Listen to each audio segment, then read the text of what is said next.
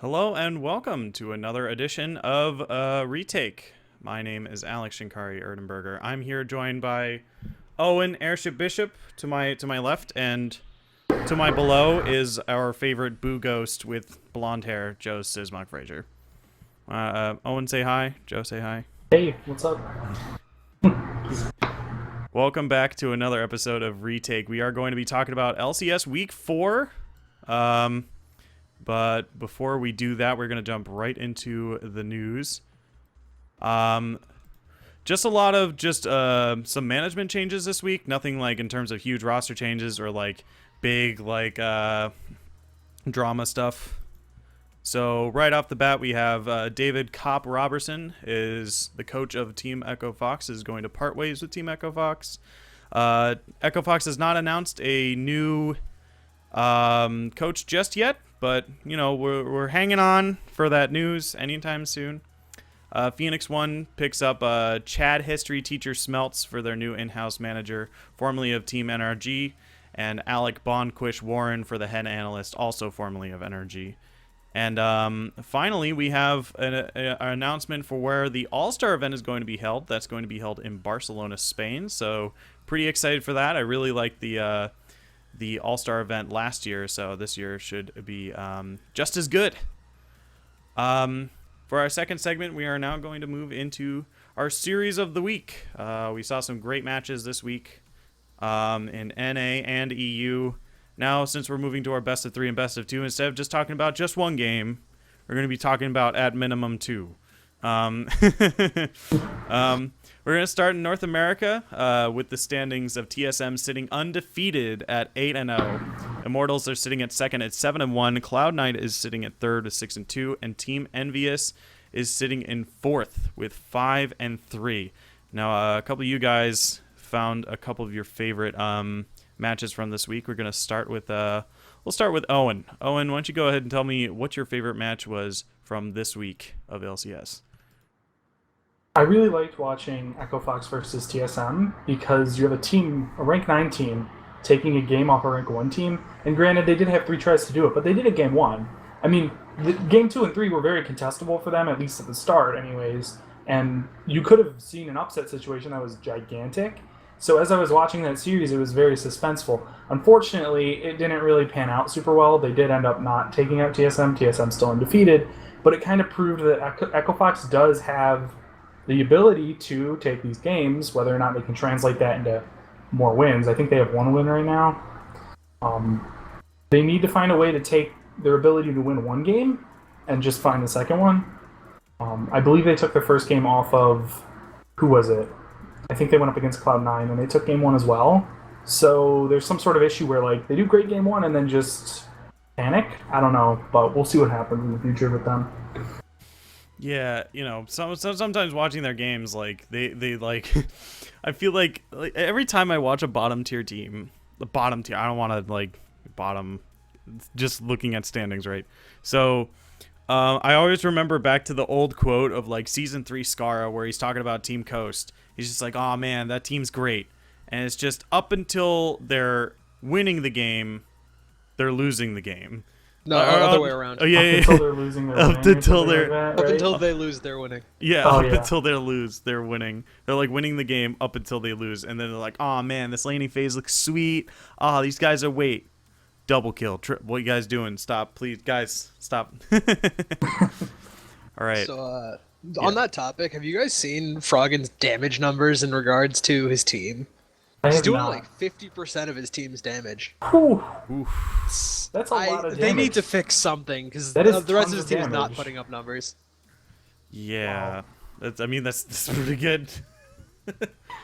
50%. Yeah, Joe, why don't you go ahead and tell me your favorite game from this week? My favorite NA game was C9 versus Envy because that was, I suppose, that was the game that really decided who was the top of the top for NA. If Envy had won, they would have been the 3rd best team without too much debate, and if C9 won, they would have been the 3rd best team without too much debate. So it really decided. I thought Envy had a much weaker showing than I would have expected. They I don't know what happened. I think losing to Immortals may have hurt their confidence a little bit because they just haven't looked as good as they have in the beginning of the split. in against C9 and TSM in the next day. Jensen's been playing very well. Sneaky's been playing very well. Meteos is looking better, and Impact is remaining. He's okay. I'm not convinced yet. Right, I can totally agree with that. I still think like what's really crazy to me is that Envious used to be called Renegades. And if they still had that name and you were telling me that Renegades was the top 4 like of the NALCS like last split, I'd be like, no, you're kidding. That can't possibly, but here they are. And that's pretty freaking astounding to me. Like, Impressive. yeah, it's, I mean, to say the least. Like, I remember like the nickname was Relegades last year. Yeah, it was pretty brutal. Yeah. As Dom accidentally stated on stream. Whoops. Oopsie. And with that, I think we are going to move into our EU for the week. So from EU, in accordance to our standings, we have Fnatic now taken first place in EU with their 5-2-1 record. G2 is now sitting in second with 4-4-4, or 4-4-0. Sorry, H2K is in third place with 3-4-1, and FC Schalke 0-4 is in fourth place with 3-3-2. Now it's probably not 0-4. It's probably like 0-4 or something like that, like German, like Mein Führer. What? That's what it is, right? No, no. No. Jeez. Oh my god. All right. What is your favorite game from you guys? Or Owen, what was your favorite game? I like G2. They had a G2 versus SO4. There was a great game 1 with this like 45-minute slugfest and team fights all over the place. Everyone's like 6 slotted except the supports. It was awesome. Fortunately, they got crushed game 2 because it's EU. And oh well, it was kind of neat to watch. Just the late game team fights were very intricate and it was super nuanced. Like every single time someone would do something, obviously you'd react to it because that's what you do when you play League of Legends. But it was super fast just watching the team fight, like, oh, G2 is winning, oh, SO4 is winning, like repeatedly in the same team fight 5 or 6 times. You'd see them push and then pull back, and it was just really, really great team play. Game 2 was disappointing, obviously, because it was just a blowout, but whatever. You know, can still appreciate the first game of the set.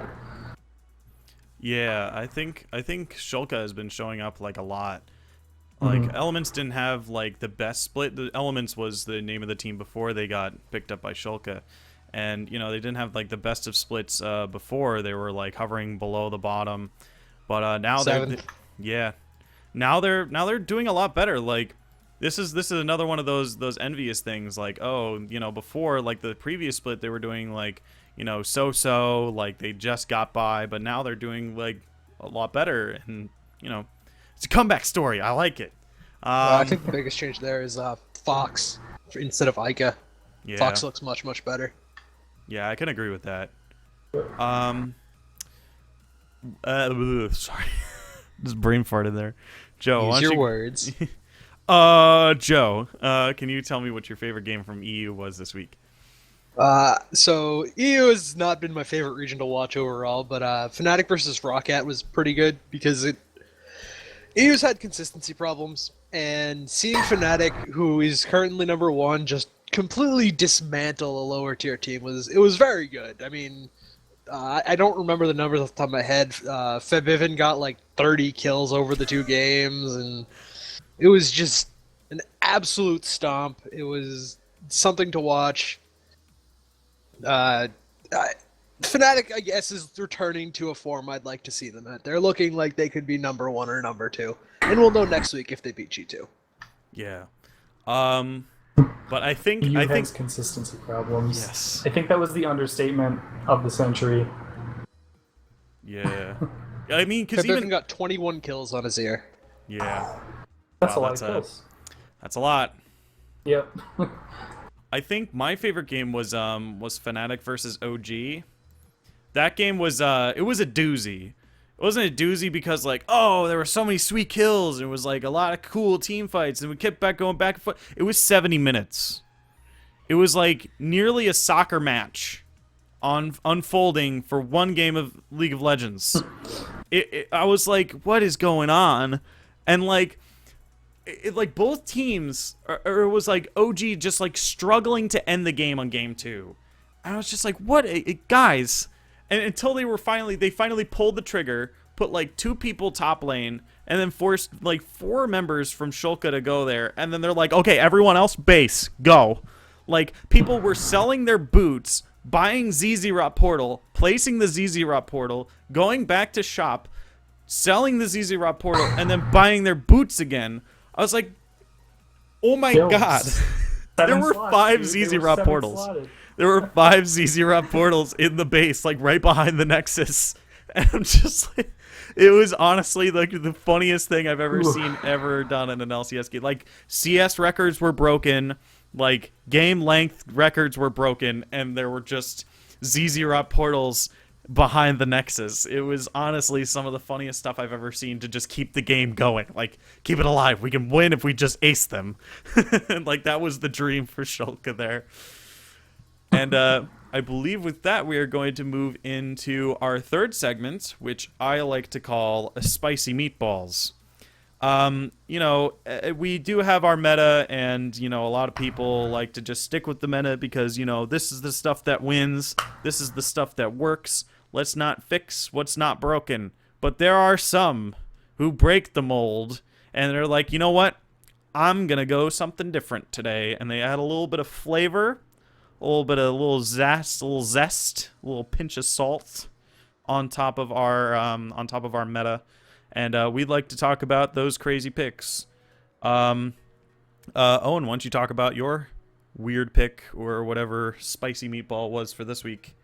Mm-hmm. Now, Cassiopeia hasn't necessarily been the strangest pick. I think she's picked in about, like, picked or banned in like 15% of the games. She's not super common, but you'll see her a couple times a week. Big favorite of Froggen. He played it all 3 games against, I think it was TSM. But who I liked really playing it this week and who I thought was better on it was Jensen. He played it against Envy in game 1 of the series and completely crushed them. So Cassio's usually a counter to stuff like Rise or Vlad, and I think he ended up laning against Karma. And he went 6-0-5 with crazy CS and map control. He was the cornerstone of C9 in that game, and typically Jensen is the kind of focus point for C9. Just a strong mid lane control and his roaming and just his dominance over the map. But in this game, he wasn't even just having good map control. Like, obviously it was good, but he was getting solo kills and he was putting a ton of pressure out and he was dropping towers, and it was just really impressive because it's not something you really think of when you think of Jensen. Like, when I hear Jensen, I don't think of Cassio. But he did a really great job on it, and he made it work in a way that we might start seeing it come more into the meta. We've seen it a lot in Korea, and I'm predicting that it'll probably get more popular in the coming weeks. Yeah, I mean, Cassio was also my spicy meatball for the week. She's really cool, and I also like her because Jin's in the meta, and Jin likes having, like, the opponents being very easily damaged for, like, a decent period of time, and those dots keep refreshing the Jin passive, so that you can keep just throwing out your long range skill shot and getting snares like over and over again. So that was my favorite usage of the Cassiopeia this week. So that was pretty sweet. We saw that in Echo Fox's games, I believe. I can't remember if Cloud9 did it right now, but it is an interesting interaction that I hadn't considered. Joe, why don't you talk about your spicy meatball for the week? So my spicy meatball was Quas's Alawi in game 2 of NRG versus P1. So P1 was winning basically this entire game. Even at the end of the game, they still had gold leads on most of their players. But Quas I don't know what happened to Quas this game, because he just put the entire team on his back as Alawi, and he just went ham. He would like run in and do weird crap and just kill like 3 people all of a sudden. And like, wait, what just happened? And then they'd take something, and it was like a 60-minute game where a combination of GBM on Cassiopeia, I want to say. Let me double check that. That sounds about right. I mean, maybe. There No, were it a was few Rise, teams it that. was Rise. Okay, right, yeah. Rise, okay. And it was his wave clear combined with Alawi, and it was just they just held on for dear life, and Quas would just win them fights, and P1 just could not close the game. It was pretty good. It was a long game, but you don't Carrying see that is Alawi back. that much. I don't think she's bad. She's just very niche. Yeah, I think Alawi's a bit more meta now, but definitely with the introduction of carry top laners being the meta now, Aurelia, Jax, stuff like that. A lot more interesting than spam pick Maokai that we saw last split. Man, Maokai every game. Maokai all day. Good old Ironwood. I mean, it's definitely good. Like, if your top laner can build and get the most amount of usage out of Spirit Visage, I mean, they're generally good. I mean, that seems to be the item to be building in this meta. Like, Yeah. Irelia likes it, Jax likes it, sort of. I mean, Maokai likes it. Akali likes it. Like, Yeah. Like, you can build that thing on any top laner. yeah, practically. like Spirit Visage basically goes on everyone, and Alawi uses it the best because just has so much healing on her kit, and being able to stand in the middle of a team fight and just whack people with tentacles and a big ball looking. This is a ball. I don't know what is it? Is it a jar? Her poke too with the I don't remember which ability it is. The one with the clone that it makes. Yeah. That you can whack on. That makes That's 6 cool. tentacles. And the thing that people often don't realize about Alawi, or at least I mean I've run into in solo queue, this doesn't have as big of an impact in competitive because people are more coordinated. But it's like the Rumble where you gank her and then all of a sudden like you're getting killed and then both of you die because you just put out a ridiculous amount of damage. She suffers from lack of like reliable engage. But as far as if you're strong on her and you can just split push or pressure and force them to engage you, she's very difficult to stop, especially when someone like Quas is playing her. Right. Before we go too deep into the Alawi discussion, because trust me, I dislike Alawi a lot, and I can go on forever about how much I don't like Alawi and how much I just, let's move on from that. We're going to move on to our 4th segment, which we've probably already touched on a little bit. But segment 4 is called Our Biggest Disappointment. Here we go. All right.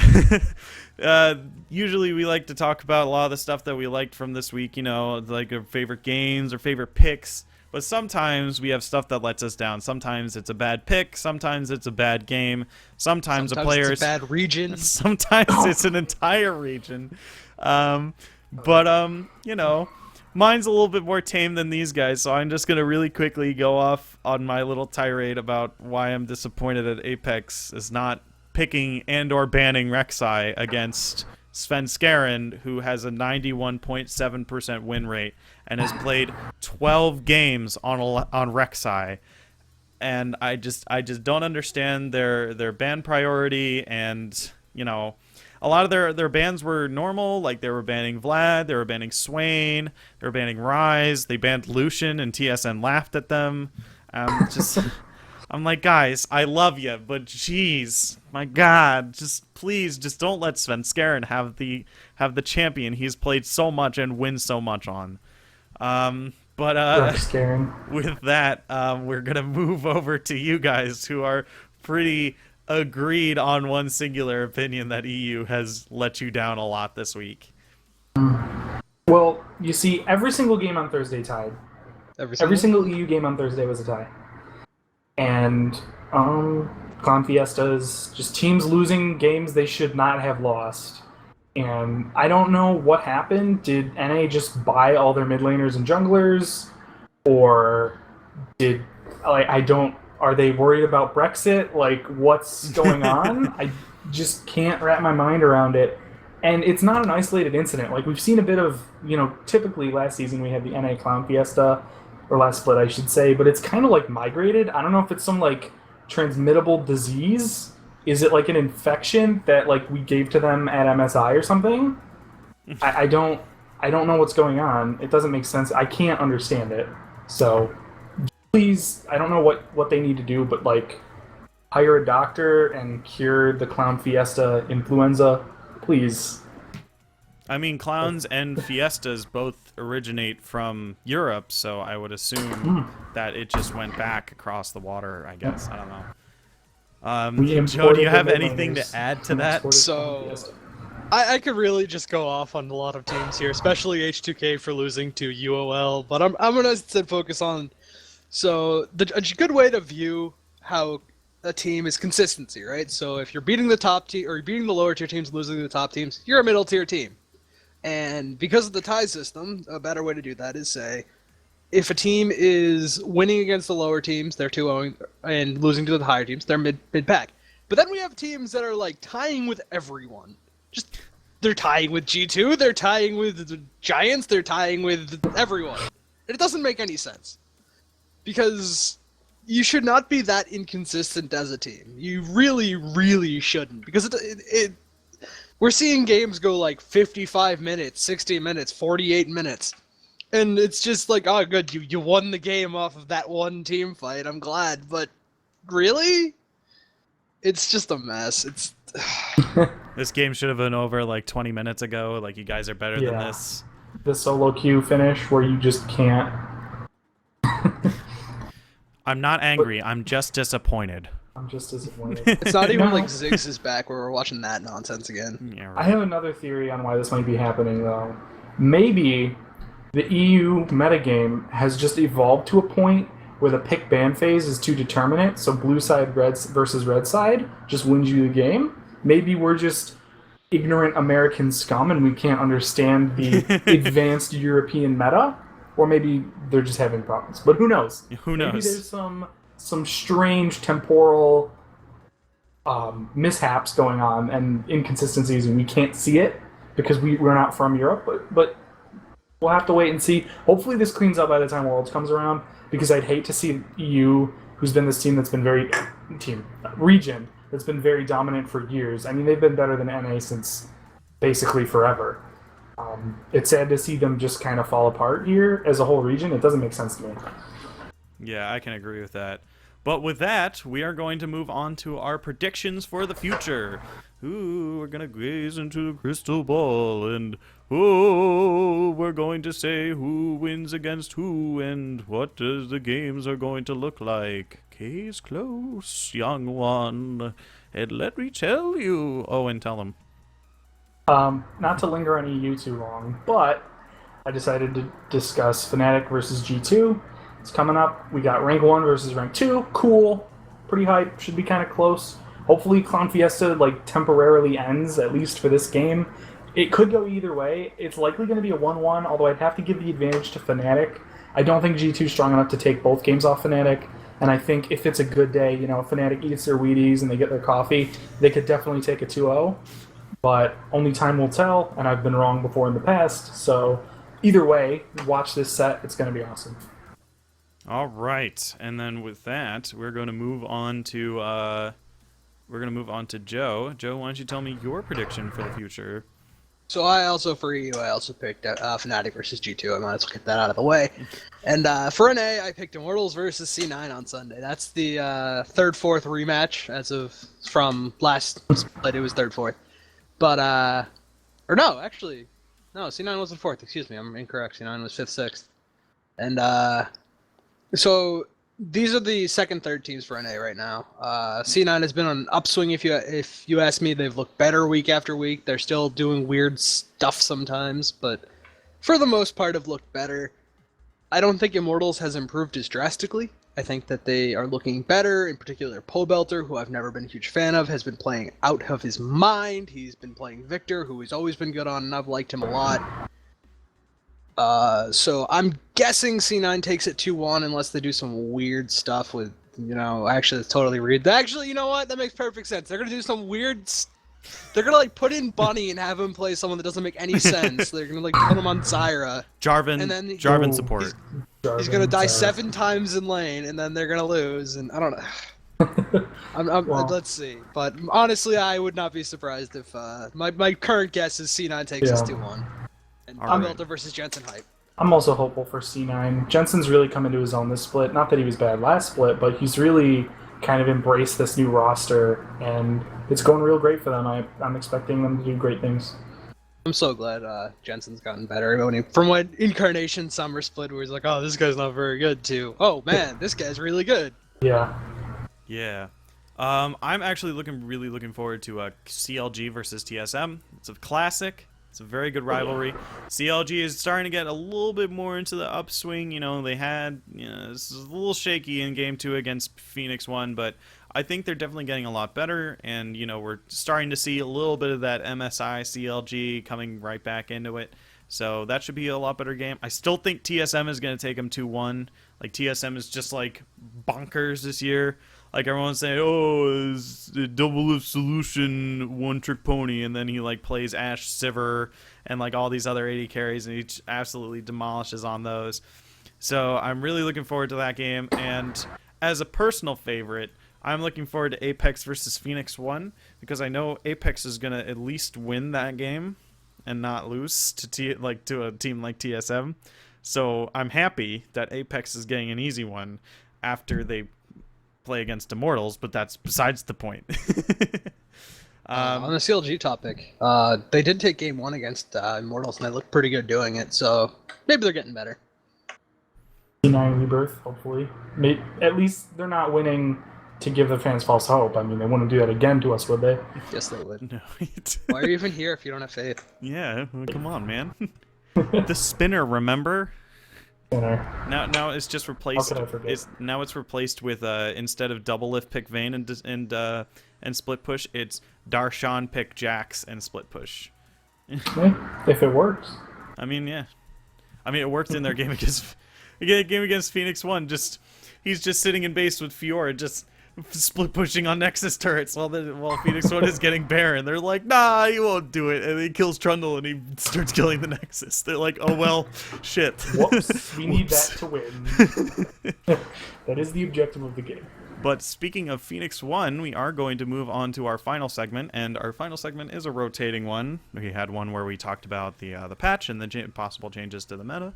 We had one where we talked about the changes to the LCS format, and now we are going to talk about our bottom tier teams in a new segment I like to call "This is Not Over." So, we'll be taking a look at, like, Echo Fox, we'll be taking a look at Origin, we'll be taking a look at Phoenix 1, and we'll just be discussing a little bit, personally, I'm going to talk about, like, Phoenix 1 real quick. Maybe they need to ditch MASH. I mean, I'm looking at a bunch of stats from this week and previous weeks where he's played, and he's gotten, like, 5 to 10% gold, or at least tied with everyone else. Like, he's getting the gold, he's getting the resources, and then he's doing nothing with them. Like, sometimes he's out damaged by the Zyra support, who has significantly less gold than him. Sometimes he's out damaged by the mid laner, the top laner, who he has more gold than. And, AD carry is a role where if you have gold, you're going to be dealing lots of damage, as opposed to... It's kind of their job. Yeah, and as opposed to a support who's just going on welfare, but I'll make like a small concession. Like, Zyra does a lot of damage, like, by herself, but it still doesn't change the fact that she's on welfare, and she doesn't have as many huge items as, like, a Lucian will. But, like, that's just my thing for Phoenix 1. For OG, I think they need to pick up an actual AD carry. As much as I love XPeke, and he's a really good player, but he's not going to be on the same level as that of, like, a Reckless, or even like a Steelback, someone who plays AD carry, like, as their job, and I guess now it's his job, but before he was on and off the game, and he was playing mid lane for the times that he was on the game, so he's not going to be as much as a student of the AD carry role as all these other people are. So I think OG needs to look into at least solo queue and try to get someone who is very good at AD carry to fill in that spot. And why don't you talk about your opinions on these bottom tier teams? Now, Echo Fox is definitely not the worst team in NA. They got a game off C9 this week. They got a game off TSM this week. And I'm not sure if that makes me scared for C9 and TSM or happy for Fox. In any case, this is showing that they definitely have what it takes in an isolated situation to win a game against high-tier teams, against the rank 1 and rank 3 teams in NA. That's really good considering they're second to last. They need to somehow translate this peak performance into results. And additionally, they're having some sort of, I don't know what's going on internally, but Echo Fox has let Cop go. They claim this was a mutual decision based on going off their press release or whatever they had. Cop's gone, and they haven't announced anything. Do they have a coach? Is someone filling in? What, like, I don't know what's the rest of their support staff look like, because I was looking on their website. I can't find anything about who their analysts or support staff is. And I mean, the guy that owns the team was an NBA player. Like, he played a professional sport. He understands. Like, I'm assuming he understands that you need some sort of, management and coaching staff to help support these players and let them succeed. And obviously, I don't have any information on the internal situation with Cop. Was there a conflict? Was there not a conflict? Did he just not have motivation to continue with his career here? Was it something else completely different entirely? I mean, you have Froggen in the mid lane. How can you not take these games and translate them into a full set? So I'd really like to see some sort of transparency from Echo Fox as far as, like, for their fans, because I'm a huge fan of Froggen. I'm an even bigger fan of I can't believe I'm forgetting Toucan guy. Keith McBrief. Keith McBrief. Yuri. I just Keith remember him McBrief as Toucan Jew. guy. That's just he's such a friendly person. I played with him in solo queue. I've watched him stream. He's just all around a great player, and I feel like there's so many stars on this team and they're not being utilized. So what's going on? Yeah, I can agree with that. So, touching on the Echo Fox situation very quickly, two of their problems are not playing around Froggen. I think that's one of their biggest problems is they don't play around Froggen all that well. Whereas if you look at like CLGU or Alliance, they would play around Froggen, and Froggen can do a lot of work. We already know this. And it just Keith is very inconsistent. I don't know why he's so inconsistent. The guy was a god in Korea, but like, dude, what do you get, like 13th in Korean solo queue? That's insane. Yeah, that's really good. And, I might as well add this too. Their general manager was or like team manager, I'm not entirely sure, was their on-stage coach this week when they got rid of Cop. Okay. All right, and then Joe, you had some difference of opinion for bottom two teams, like Phoenix 1. So Phoenix 1 is obviously the worst team in NA. They haven't won a single series. They won a couple games, but more than a couple. But they right now they remind me of TDK, where they didn't win a single game in the first half of the split. Where they still have one game left, but it's against TSM, and I'm not seeing them winning that. Yeah, probably not. They did look good. They looked a lot better with Inori than with Sentinel, which is good because they've been practicing with Inori, and if they looked worse, I'd be kind of worried. I'm already worried, but more worried. Yeah. And I think the biggest problem they have is they have no star power on their team. There is not one player on that team I would rank top 5 in NA. I mean, Yeah, I agree with that as well. Zig is okay. Pyrian's Gate is Masha consistently said is just like, why is this guy still trying? He's never been. Actually, that's not true. He was first split of NA LCS. He was a finalist on GGU. But he's just never been all that impressive. I can't even remember their jungler right now. Well, it's been back and forth. It's been like their jungler's No, it's been Inori. I'm out of my yeah. It's been Inori and Sentinel. And he's looked okay. I'm just. Yeah, there was nothing flashy about his play in like the recent week. There was nothing like super standout-ish. Like there's been a lot of like I feel like there's also been like a lot of issues too. Like in their game against CLG this week, CLG goes to duo jungle because they don't want to, like, for some reason they don't want to put Trundle against Poppy, but or they don't want to play Trundle into the lane swap. So they start on oh my god, Phoenix 1's jungle on the red buff with Trundle and I think it was Elise, and Zig just walks on in. He just walks on over to the Krugs and he nearly dies. He has to flash over a wall in order to not die first blood to the duo jungle. It's like, guys, are you not placing wards in there? Like, do you guys just not know? Like, what are you doing here? But like, I don't know. And they should have won the NRG series. I mean, Quas carried hard on Lowy, but they should have won that game. They were ahead the entire time, and they just couldn't close the game. And that is a telltale sign of bad in-game shot calling, is when a game goes too long and then you lose. They need to find a way to close the game, and I do not think that they're going to win any games based off of their individual play. I'd say that their team play is also in need of work, so they need to work on macro. They need to focus heavily on macro if they're going to take any wins, and they need to beat Echo Fox in the next rotation.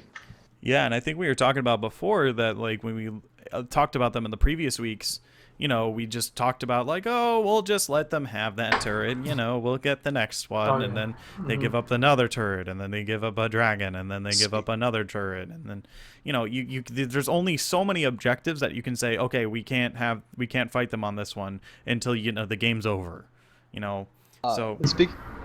Speaking of that NRG game, in game 1, did anyone see that NRG didn't get the turret in lane swap? That was really bad. I missed that game. That hurts. Yeah, it was like Really they didn't get the bad. turret. It was left with some amount of health. I'm like, oh no. Oops. Yeah, that's that kinda the was whole game point 2. of the That lane was swap. the That's a game that big they should have problem. lost because they were behind the entire game. Because that swing of tempo was awful. All right. Man. So I think we've harked on that enough, and Yeah, that with was that, depressing. And geez, I need a glass of chocolate milk. Like the whole Yeah. last half of this show is just Sadness. dragging. On the plus side, PvE has a new feature that I just learned about, where you can tell people how long your cooldowns are. hooray! I mean, So I people actually- won't ask I mean, you where if your okay, ult so was. I will actually say this. When I was looking up stats for MASH, right? When I finally started looking at stats for P1, because I wanted to talk about them, because we were talking about the bottom tier teams and what they can do to improve, what they can do to get better, right? So I looked at their stats. Their ward game is like on point. Like they place more wards and destroy more wards than like their opposing team like most of the time. And the times That's that they awesome. don't, they're like very close. I'm just like, wow, that's actually pretty good. That like if anything, like that's a huge plus. I mean, granted, Yeah. it's a little easier to kill wards now than it is like a while ago because everyone would just buy the invisible pink wards. But like, Right. But hey, gotta give them credit where credit is due. They're doing something right, which is Yeah. great. I mean, these guys aren't completely awful. They're in the LCS. Right. They got the old Coast problem where they're better than the Challenger Series. They're not, but though. they're not quite LCS. Oh, C9 Tempest. Well, okay, C9 Tempest does not count. Yeah, because I feel so they're bad basically for an the 10th place LCS team. I feel so bad. There's no Yeah. way they're staying in. They're I- farming Challenger spots for money, basically. I have a question for you two before this ends. Who do you think the worst team in EU is right now? I think that's actually a really hard question. Yeah, I don't know. It's difficult because the best of 2 series kind of messes with everything. So like Giants and UOL are actually 7th because they've won 2 series, but they've only tied 1 and they've lost 5. So they actually have more losses than wins than the bottom 2, which is UOL, Rocket, and no, not UOL, Rocket, Origin and Rocket. Yeah, it's so hard to decide, especially with the way that you use ban recently. I don't know if I can really say. If I had to go out on a limb, I'd probably want to say Rocket, but I don't know. I just have prejudice against that team because I bought a Rocket mouse once and it was bad. Yeah, Rocket. Yeah, Get it's off all their that. fault. There's your never gonna get a sponsor. Yeah, Rocket. not never. on my Uh-oh. stream. All right, so with that, I think we're going to call it an episode. That was pretty good. With that, I'd like to thank everyone for watching. I'd like to thank Joe, who's down here, and Owen, who's right there. I'd like to thank them for joining me. Thanks for having me. They can't see, but I'm pointing to their boxes on the stream. I'd like to thank everyone for watching. I'd like to thank my guests. I'd like to thank EGF for letting us use their stream and for hosting us. If you would like, you go click that little heart button down there, and you can also find us on YouTube, on Twitter, and Facebook. So go ahead and follow us on those as well. And as for me and all my guests and EGF as well, I'd like to thank you guys for watching. Same time next week, maybe perhaps on Tuesday. We'll keep you in. Follow our Twitter if you want to know if we're streaming next week or not. Keep yourself updated. And then the LCS starts on Wednesday. LCS starts on Wednesday around noon Eastern Standard Time, and then NALCS starts like the second EU LCS is over. So thanks everyone for watching, and good night.